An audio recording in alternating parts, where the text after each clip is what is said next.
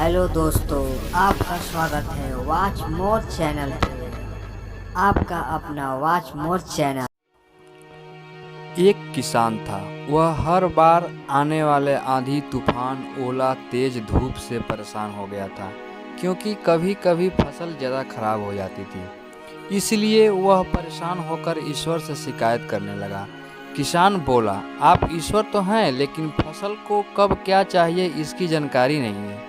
जिसकी ज़रूरत भी नहीं होती है वह भी देते रहते हैं। इसीलिए आपसे मैं विनती करता हूँ कि आप मुझे एक मौका दीजिए, मेरे कहे अनुसार मौसम कीजिए, फिर हम सब किसान अन्न के भंडार भर देंगे। ईश्वर मुस्कुराए और बोले, ठीक है, आज से तुम्हारे अनुसार मौसम रखूंगा। किसान खुश हो गया। किसान ने अगली फसल में गेहूं की बुवाई की। उसने जब चाहा तब धूप मिली, उसने जब चाहा पानी मिला। पानी की तो उसने बिल्कुल कमी नहीं आने दी।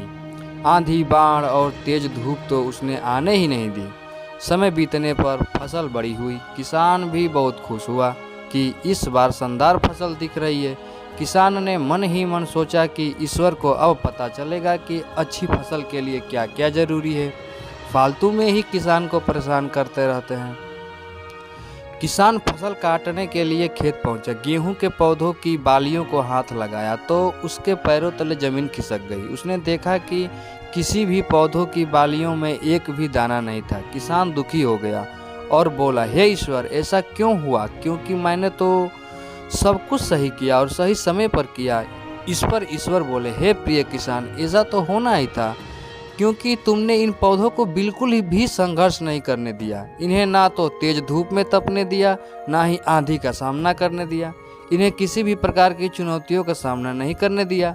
इसीलिए बाहर से भले ही अच्छे दिख रहे हों, लेकिन ये अंदर से बिल्कुल खोखले हैं। इनके अंदर कुछ भी दाने नहीं है। पौधे जब विभिन्न चुनौतियों का सामना करते हैं तो उनमें ऊर्जा पैदा होती है। यह ऊर्जा उनके अंदर सही शक्ति पैदा करती है जिनके लिए वह बने हैं। दोस्तों, ठीक इसी प्रकार जब तक इंसान संघर्ष से नहीं गुजरता है, वह आदमी खोखला रह जाता है। जीवन की चुनौतियां ही उनके लिए उन्नति के नए रास्ते खोल देती है और आदमी को मजबूत और प्रतिभाशाली बनाती है। इसलिए आपके भी जीवन में मुसीबतें या चुनौतियां आए तो घबराना मत। यह आपको बिखेरने के लिए नहीं, निखारने के लिए।